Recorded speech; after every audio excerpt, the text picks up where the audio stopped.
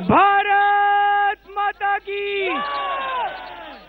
कई सारे लोग जो खड़े हैं उन्हें थोड़ी शर्म आ रही है। शर्म करने की जरूरत नहीं है। मुट्ठी बंद करो, हाथ ऊपर करो और पूरे दिल से बोलो भारत माता की। इनकलाब इनकलाब जिंदाबाद, वंदे मातरम, वंदे मातरम। सबसे पहले थोड़ा सा शोर मत करो प्लीज।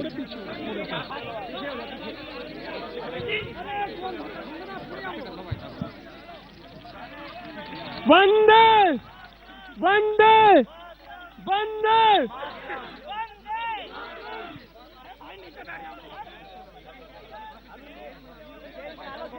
सबसे पहले मैं नई दिल्ली विधानसभा के सभी वासियों को, नागरिकों को बधाई देना चाहता हूं। आप लोगों ने इतिहास रचा है। जो दिल्ली में चुनाव के नतीजे आए हैं, ये नतीजे कोई मामूली नतीजे नहीं है। अभी तक हम लोग सारे भ्रष्टाचार और महंगाई से बुरी तरह से त्रस्त थे, दुखी थे, लेकिन हमारी चलती नहीं थी। एक बार कांग्रेस को हरा देते थे, एक बार बीजेपी को हरा देते थे, लेकिन इस बार अपने पास एक ईमानदार पार्टी बनी। भगवान की दया से एक ईमानदार पार्टी आई, आम आदमी पार्टी। बार बार ये नेता चुनौती दिया करते थे। जब आम आदमी पार्टी बनी थी तो ये नेता चुनौती देते थे, चुनाव लड़के दिखाओ, पैसे कहां से आएंगे, कैंडिडेट कहां से आएंगे। इन लोगों को ये नहीं पता था कि जिस दिन इस देश का आम आदमी खड़ा हो गया तो बड़े बड़े सिंहासन डोल जाएंगे। आम आदमी में बहुत बड़ी ताकत है जी। आम आदमी बहुत ताकतवर है। जब आम आदमी इकट्ठा हो जाए ना इस देश का, तो बड़े बड़े नेताओं के सिंहासन डोल जाते हैं। और 8 दिसंबर को भी यही हुआ। चौधरी प्रेम सिंह अंबेडकर नगर से 40 साल से जीत रहे हैं। Guinness book of world record में उनका नाम है कि चौधरी प्रेम सिंह आज तक अंबेडकर नगर से नहीं आ रहे थे, कोई नहीं हरा पाया था उनको, लेकिन एक आम आदमी ने, छोटे से आदमी ने इस बार उनको बुरी तरह से हरा दिया। राजकुमार चौहान 20 साल से जीत रहे हैं, बहुत बड़े मंत्री हैं। इस बार एक छोटी सी लड़की ने राजकुमार चौहान को हरा दिया।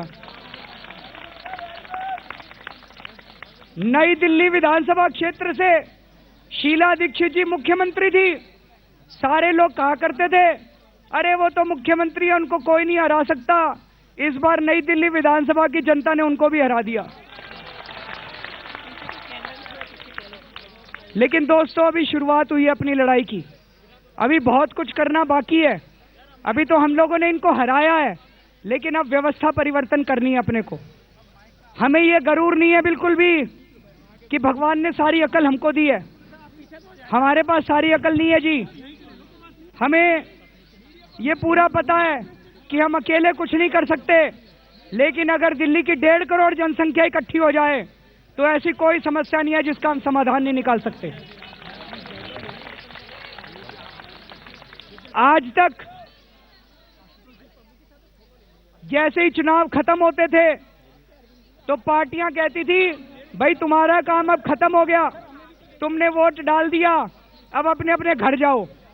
और उसके बाद चुनाव खत्म होने के बाद कमरे में बंद होके ये नेता सारे इकट्ठे हो जाते थे और ये नेता बड़े बड़े सूटकेस में पैसे भर के आदान प्रदान किया करते थे और सरकार बना करती थी।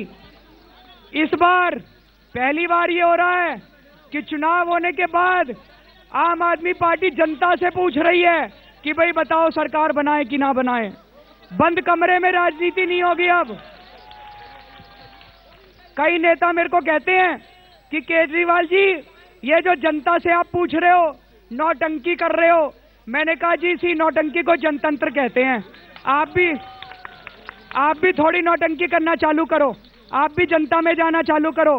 जनता से कट गई हैं ये सारी पार्टियां, जनता से डरती हैं ये सारी पार्टियां। इनकी हिम्मत नहीं है पार्टी वालों की जनता के बीच में जाके जनता से पूछ सकें। पहली बार जनता से पूछने के लिए आए हैं। तो दोस्तों, आज हम एक बहुत बड़े काम के लिए इकट्ठे हुए हैं। नई दिल्ली के इन चुनाव में 28 सीट आई हैं आम आदमी पार्टी की। ये बहुत बड़ी बात है, इतिहास रचा गया है। एक बात तो साबित हो गई, पहले कहा जाता था कि राजनीति तो गुंडों का काम है, राजनीति ईमानदारी से नहीं की जा सकती, राजनीति में तो बहुत पैसा चाहिए। हमने ये साबित करके दिखा दिया कि राजनीति ईमानदारी से की जा सकती है। राजनीति वो थी जो लाल बहादुर शास्त्री ने करी थी, राजनीति वो थी जो सरदार पटेल ने करी थी, राजनीति वो थी जो बाबा साहब अंबेडकर ने करी थी। आज ये नेता जो कर रहे हैं, ये राजनीति नहीं कर रहे, ये दलाली कर रहे हैं सारे बैठ के।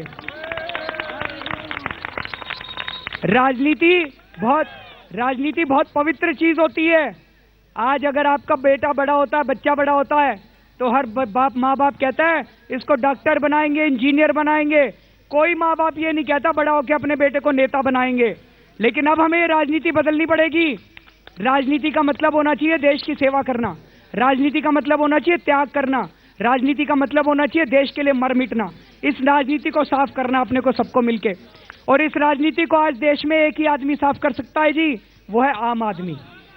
आम आदमी, इन नेताओं ने लूट लिया अपने को। अब सारे देश के लोगों को इकट्ठा करना है और इस देश को हम सब मिलके ठीक करेंगे।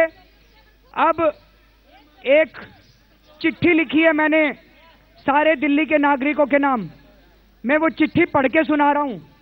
उस चिट्ठी के बाद हम यहां पे वोटिंग कराएंगे कि आम आदमी पार्टी को दिल्ली में सरकार बनानी चाहिए कि नहीं बनानी चाहिए, इस पे वोटिंग कराएंगे।